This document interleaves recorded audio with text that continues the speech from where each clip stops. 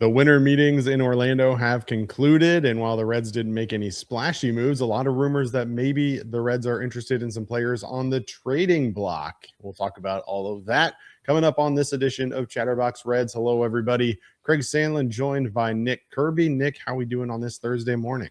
Doing good since I closed the Twitter app today. I pretty much only work related at this point until maybe we get a little bit cooler and calmer heads. But you know what? We're gonna just talk about some straight news stories. Stay out of the weeds and hopefully have a little bit of fun.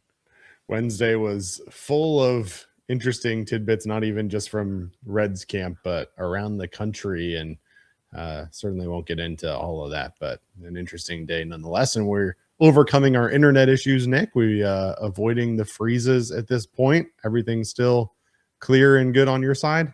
It looks and sounds good. Let's keep our fingers crossed. All right. Well, maybe for Christmas you can get some enhanced internet packages, or as we know, maybe some meat packages instead. Oh, good segue there. Yeah.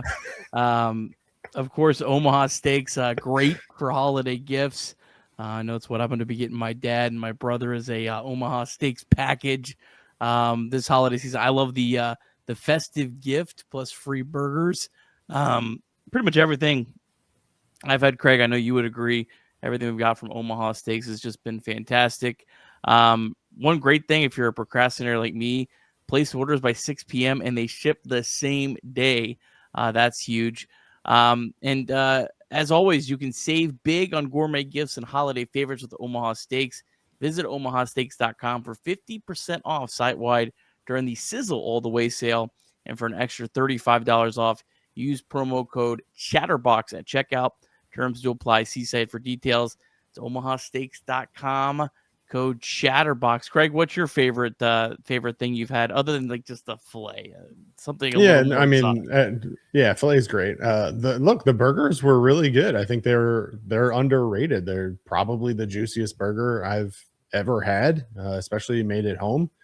Throw that on the grill it up a little bit, and then leave it a nice medium, and it just super juicy and fatty and delicious. Did you do the seasoning that came with it? I thought the seasoning that came with it was really good. I did do the seasoning that came with it. I did. Yep. And then we had some chicken breasts. We had the filet, obviously. And then we got the filet. I don't remember what they call them, but basically the little chunks, tips, filet tips. So I used that and made a little stir fry as well. So there you go. Yeah, nice little package that I got there. I think at the time I was I like made my own package where it just gave you, a couple of different options, and then you filled in your favorite 6. So get something for everybody from Omaha Steaks for sure. Absolutely. All right. We'll start with a familiar name, one that's been thrown around for the Reds for seemingly a couple months at this point, but Ketel Marte, the second baseman for the Arizona Diamondbacks, yet again connected to the Cincinnati Reds. Let's start with Marte, and then we'll get into some other rumors, but obviously, the main question here with both the guys we're going to talk about today, Nick, quite frankly, is just how does it fit in with the overall plans? And you've got a guy at second base right now in Matt McLain that maybe has some flexibility to play center field. Maybe it's part of the package that he goes back as part of the package. But let's start with just Marte and the player that he is and how you think he fits into this Reds organization as it comes up in 2026. Yeah, this was I think the first time there was actually something really concrete on Marte. I believe the last time we heard it was basically just an Arizona writer speculating that Hunter Green for Marte. I don't think there was really any substance to it. And again, I'm not saying like just because Ken Rosenthal reported it, it's going to happen or anything. But if Ken Rosenthal reports it, I think that's a pretty good indication there's at least been an actual conversation. So a little bit more than I think we've seen at any point with Marte. I mean, this guy's a superstar, Craig. I mean, I'm not just saying this because the Reds missed out on Kyle Schwarber. He's a better player than Kyle Schwarber.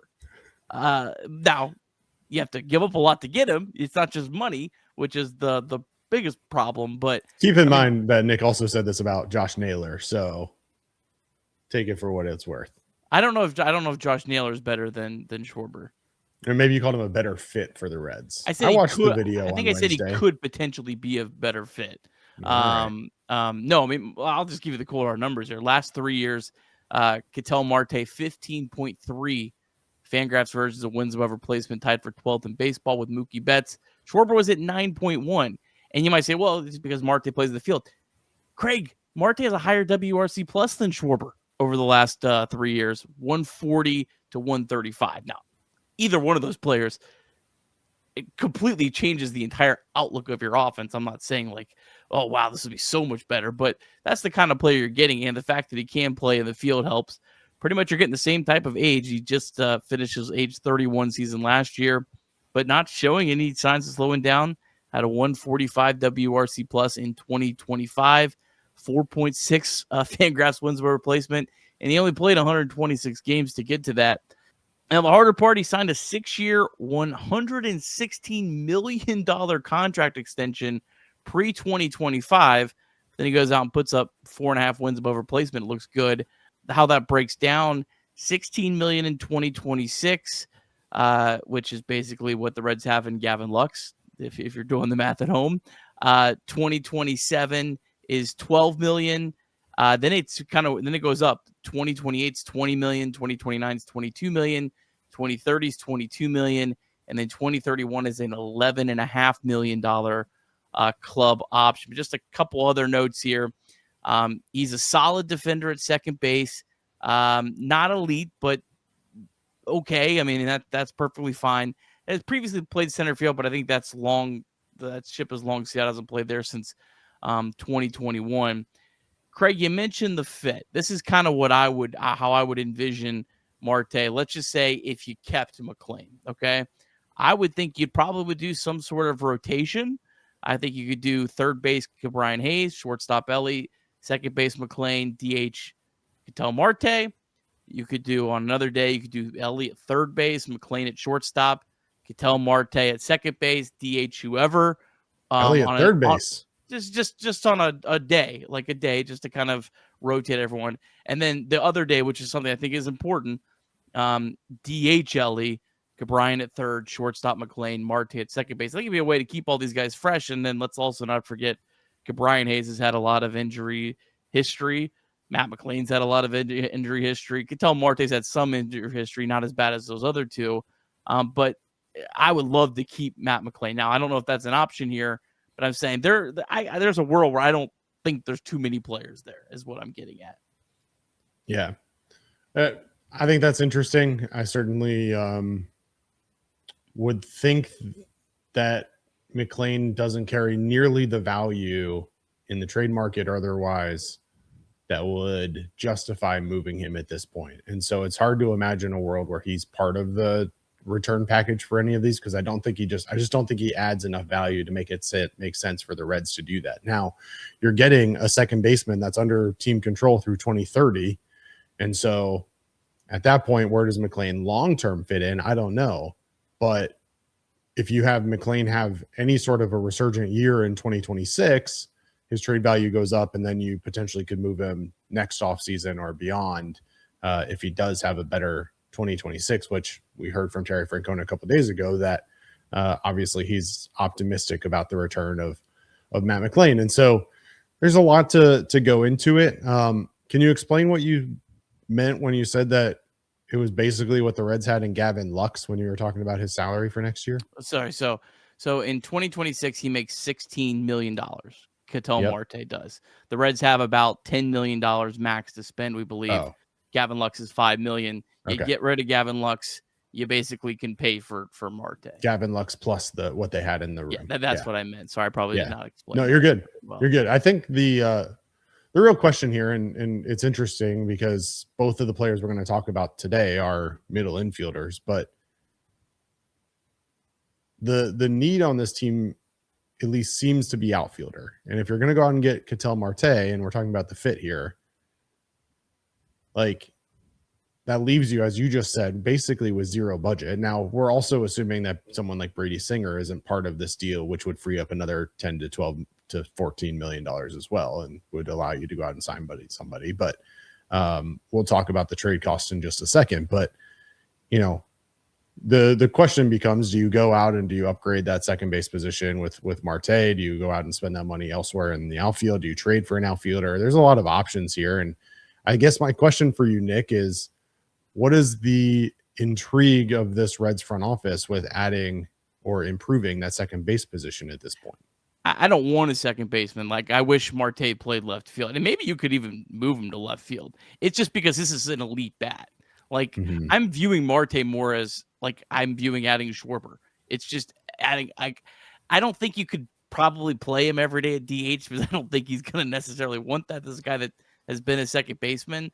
I don't think that would probably go over very well with him, although he's getting paid either way. So I don't know enough about Ketel Marte personally to know that, but it's the bat. The position is just, it's somewhat of an inconvenience. I say an inconvenience, but having a guy that can play second base is just a good thing. It just does give you a lot more flexibility. So it's all about the bat.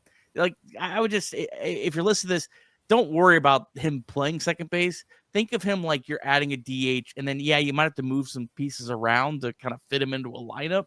But think of adding a DH, and he's hit like a DH, Craig. He's hit like an elite DH. So that's kind of my, my main takeaway there. And one other thing I'll say is this might be harsh. There's a good chance if you added Ketel Marte that Ketel Marte, Matt McLain, and Brian Hayes are on the Reds longer than Elly De La Cruz.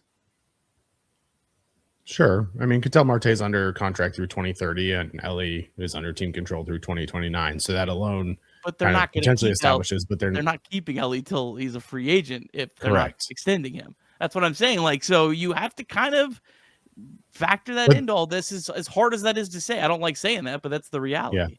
Well, who knows? A lot can change in 2027, which we're going to talk about that plenty. The winter of 2026 and into 2027, but a lot can change, and part of that could include how teams are able to reward players for staying home, and similar to what the NBA does, where the max contract for the team you play for now is different than what the max contract is if you were to go somewhere else, right? So there's a lot of potential outcomes here that we don't know the answer to, but nonetheless, it's just interesting to me that, we get the whole Schwarber ordeal, and obviously he would be a DH, and now our first big rumor afterwards is an interest in a second baseman. And as you said, we're really just focused on the bat, and maybe Ketel Marte DHs for the Reds a majority of the days. And maybe that keeps him fresh, as you mentioned, he's getting, he's finishing his age 31 season.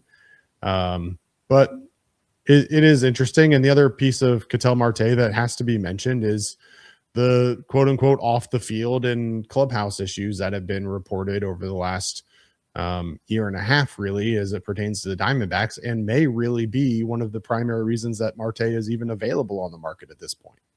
Yeah, he had a kind of a wild 2025 season. Obviously just signed this contract, so that has to, you think, if they're considering moving him, that probably has to factor into it here in some capacity. There was this weird fan heckling incident. And then he needed time away from the team. There was some sort of issues with Terry Lavello. I remember there was an Arizona radio host, and it just may have been, radio host being radio host, but basically said it's going to be Torey Lavello or Ketel Marte. And there was a lot of people that think Torey Lavello would survive his job, but he did, and he's still with the Diamondbacks. So that's part of it. I mean, again, I would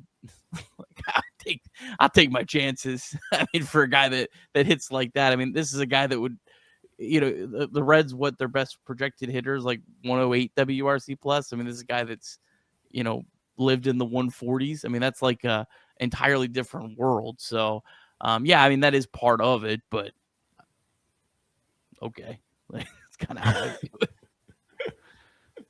Yeah, the obviously the fan issue in Chicago, I think it was a White Sox fan.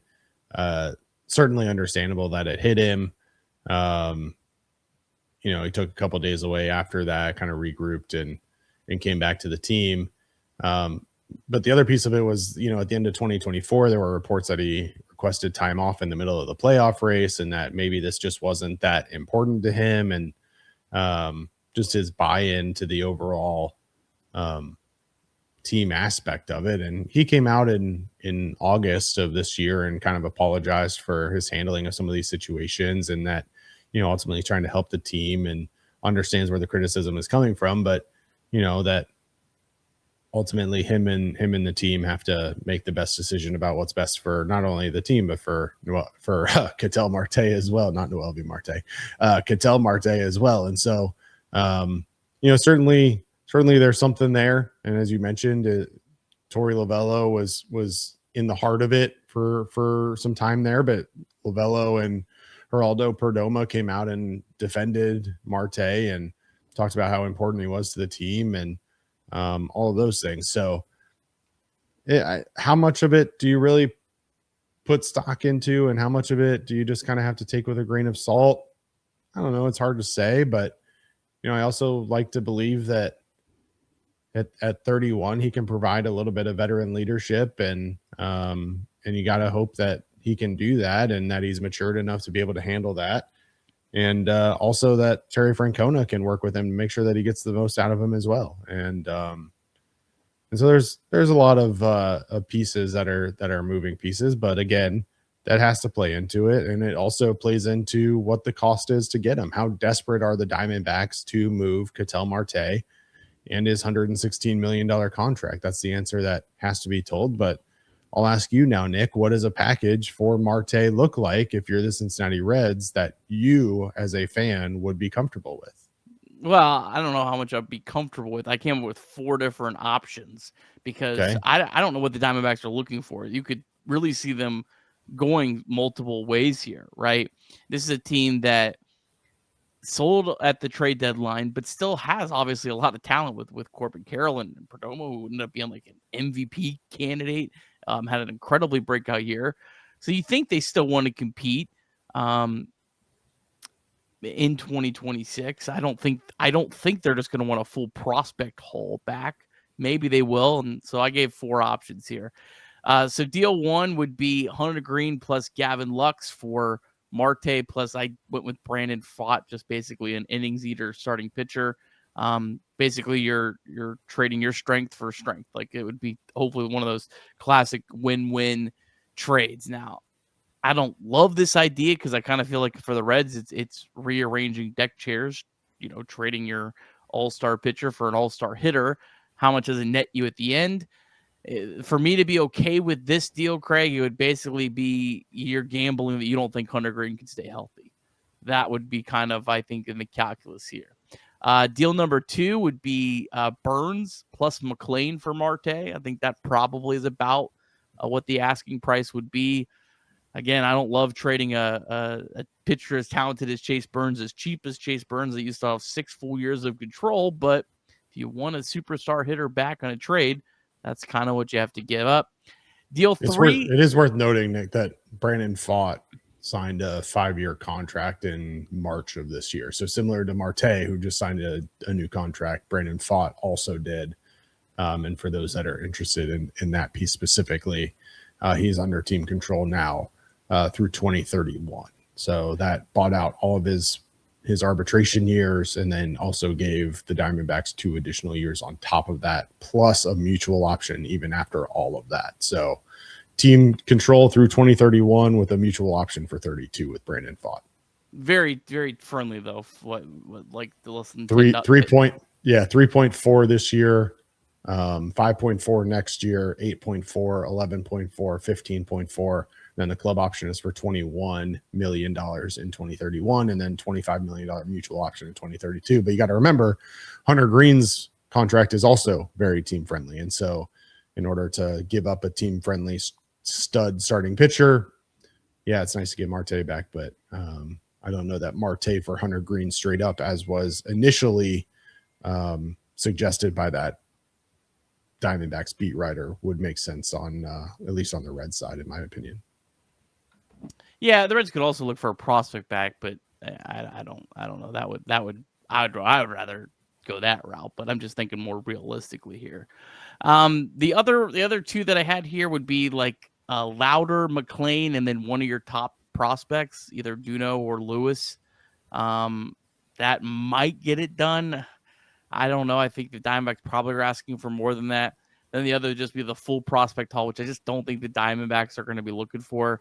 But that would be basically like you're trading Duno, Lewis, Hall, and Petty. Like you're trading your whole farm system.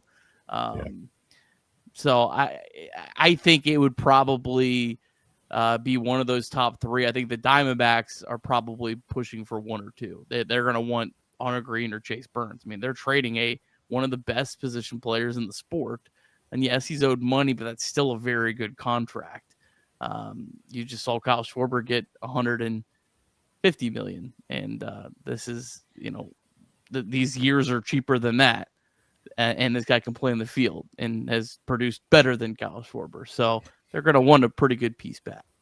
Yeah, and that $150 million contract for Schwarber lasted all of a day in terms of the highest contract given out to a non-pitcher this offseason when Pete Alonso signed on Wednesday for 5 years, $155 million, just to slightly outdo Kyle Schwarber. I don't know. Look, I get the intrigue by Marte, but everything we're hearing is that the Diamondbacks are going to want a major league pitcher in return. And unless that major league pitcher can be Brady Singer, I just find it hard to pull the trigger on a deal that makes sense for the Diamondbacks, right? Like Singer's not going to get the deal done unless there's, unless there's something significant in addition to Brady Singer. So, I don't know. I think most likely, like if we had to put most likely scenario on this, I lean Burns and McLean. I lean Green just because we heard so much smoke about Green getting traded. And Burns is still dirt cheap. I don't think the Reds want to move players that are dirt cheap that have the talent level that Burns has. I think it's that one. I think it's actually one or three. I think it's either a Louder plus a heavy prospect package or it's Hunter Green. I actually don't think Burns is likely at all. Okay. I just don't think Louder gets it done. No, it'd be Louder plus a lot. It'd be Louder. I know, but if their main focus is trying to get major league pitching today, I don't think Louder can be the center point of it. I guess is my concern. No, that's very fair. Deep South Commodities is a proud supporter of Chatterbox Reds and our deep drive of the day. And DSC is a leader in renewable commodities for biofuel production, specializing in used cooking oil collection, aggregation, and sales. Visit www.deepsouthcommodities.com for more information. Thanks as always to our friends at DSC. And we also want to remind you that you can call or text 988 anytime, day or night. The 988 Suicide and Crisis Lifeline is a place to get support for anything related to mental health.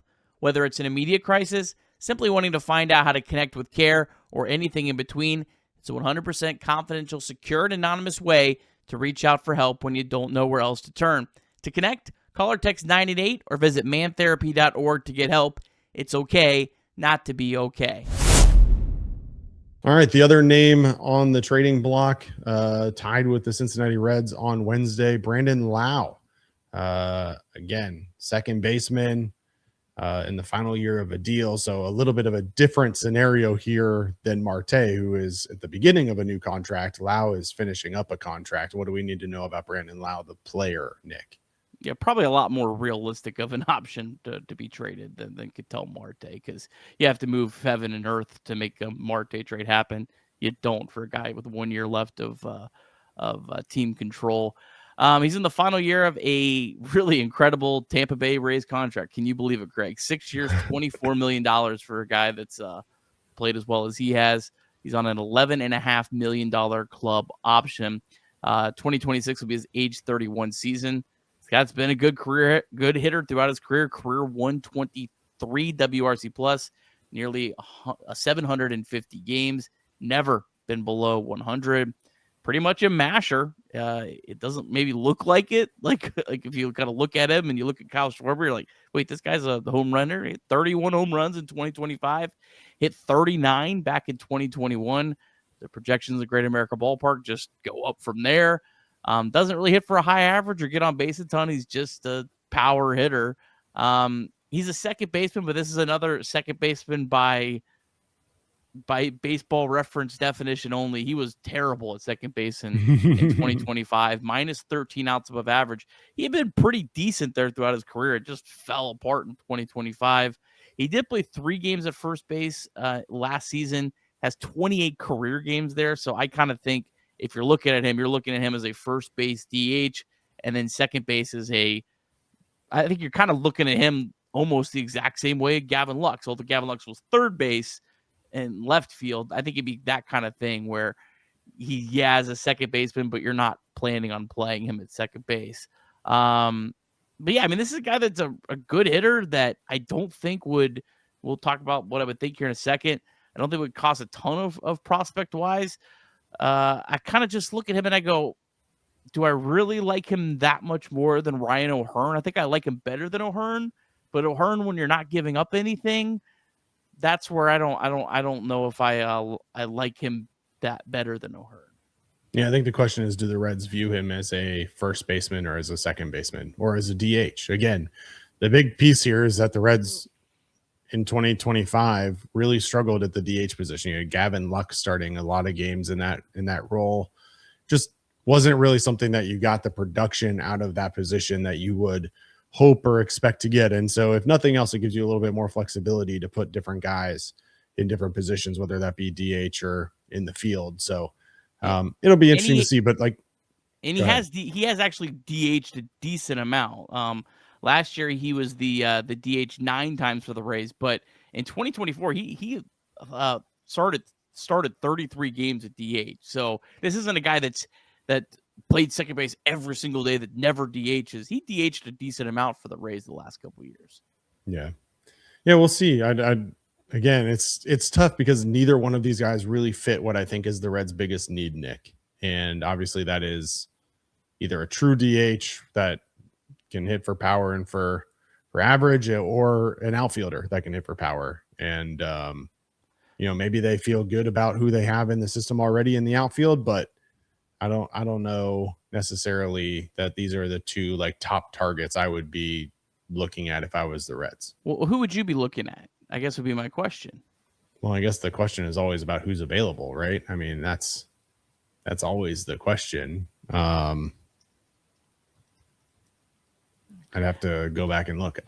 Listen, who I'd be looking at and who I think the Reds are going to be looking at when all is said and done is two very different things. And we talked about that too.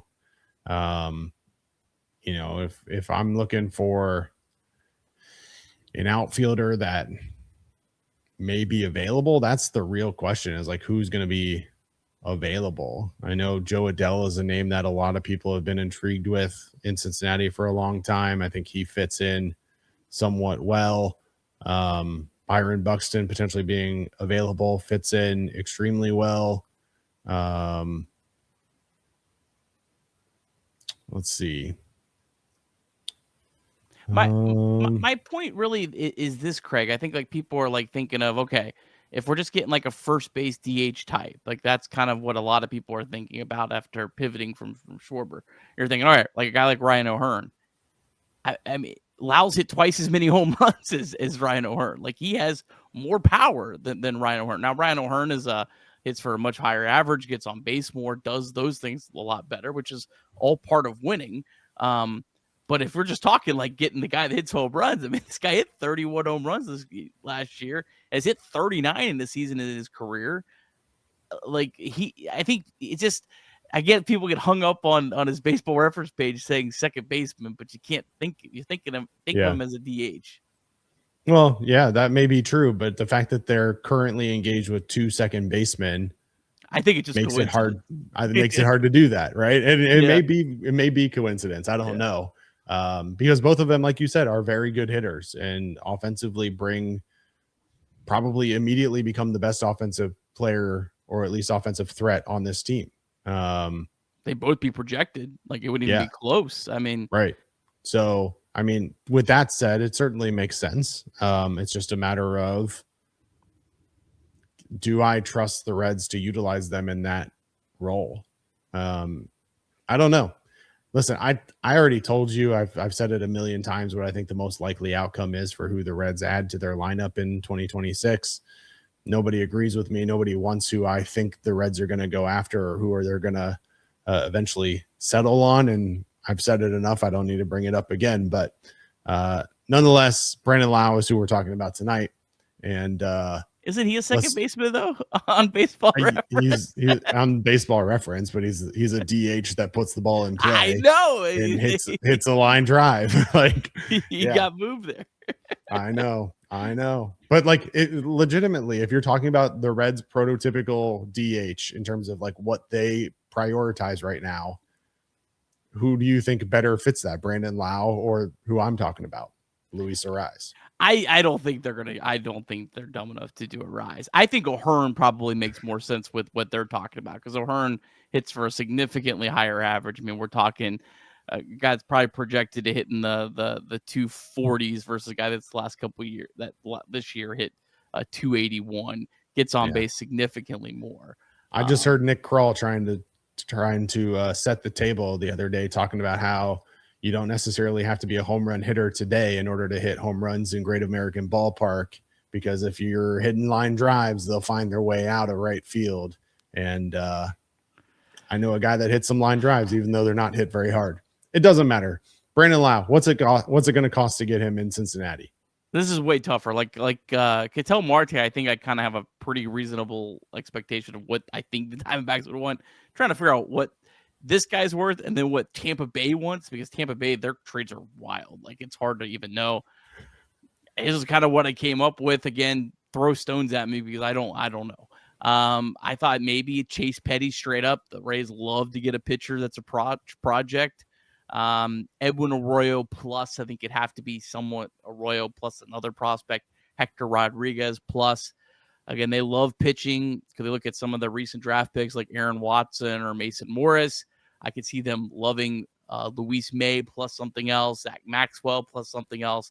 That's the kind of things I think the Rays are interested in. But again, those are things that aren't going to, kill you by any stretch. Which is what makes Lowe attractive. And I think this one actually there is a somewhat of a possibility of this one happening. Yeah, I don't know. I guess we'll wait and see what happens. But Tampa just has a knack of not only pitchers but just like even batter set. I mean, the fact that Josh Lowe has had the career that he's had. I mean, you look at Randy Arozarena and what he turned into in Tampa Bay and all these things. It doesn't matter who or what it is. It feels like everybody who makes a trade with Tampa Bay eventually regrets the trade that they made with Tampa Bay. So I don't know. It'll be interesting to see. Final thoughts on Marte or Lowe? No, I'm big. I would love either one of these guys. Again, I do think Lowe would be kind of that DH you're looking for. I guess my point is just don't think of these guys as second baseman. I think that's going to be hard for people to hang up on. I don't think the second baseman's what's driving these conversations. All right. If you enjoyed this, make sure you leave us a 5-star review if you're listening to the podcast version. Drop us a like on the video on YouTube. And as always, Chatterbox Sports has you covered for all the latest and breaking news. Nick, what kind of programming do we have coming up on Chatterbox Sports? All kinds of good stuff. If you're listening to this on Thursday morning, we got a huge day. Stacked. What is it? Richard Pitino's coming on at 10 a.m. on Off the Bench. And then Travis Steele, I think at 11:05 on the Stone Shield show. So those shows run 10 and 11 a.m. So 10 to noon. It's all on one feed on Chatterbox Sports. Also available everywhere you get podcasts, and the videos will be clipped up later here on our channel. So look for that. Always great to get big guests like that on our platform. So looking forward to hear what they say. Shout out to Travis Steele, man, 9-0. That Miami Rex team, man, they are rolling. I love, me, I love a good mid-major story. So I'm excited to hear Travis Steele, and obviously excited to hear Patino as well. FC Cincinnati, the Flying Lion, the boys, they have a brand new podcast that just dropped on Thursday mornings. Check that out. Chatterbox Bearcats just had something to drop. And then, of course, the Bengals, they got a game this weekend. Are you on the show on Sunday? Yeah, Reed has a baby shower for the future mouse, and so I'll be on the play-by-play again. I think it's my third straight week doing the play-by-play. Hopefully Ooh. y'all have enjoyed it. I know 2 weeks ago was one of our most highly viewed non-collegiate softball live streams, It was big time. and this past weekend was really good as well. We had almost 30,000 people tune in throughout the show, so we hope you're one of them on Sunday when the Bengals take on the Baltimore Ravens there at Paycor Stadium. But as always, lots of great programming across the entire Chatterbox Sports Network, and we appreciate the support. As always, drop us a like, follow us on social media at CBox Sports, and subscribe to the channel if you're on YouTube or wherever you listen to your podcasts. And Nick and I, sure enough, will show up yet again here soon and breaking down hopefully some more breaking news and rumors for the Cincinnati Reds. Until then, as always, we leave you with a Go Reds.